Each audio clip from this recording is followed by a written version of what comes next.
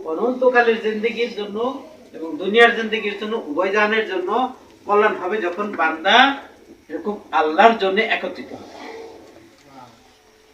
এজন্য আমাদের এই একত্রিত হওয়া, জমা হওয়া, কথাবার্তা বলা, কথা শোনা, খাওয়া, এগুলো হচ্ছে সমস্ত কিছুই একমাত্র আল্লাহর জন্য হওয়া উচিত। আমরা যে এখানে একত্রিত হয়েছি, আমরা বিভিন্নভাবে বিভিন্ন পেশার সাথে জড়িত, কিন্তু আমাদের একটা ইয়াতে মিল আছে।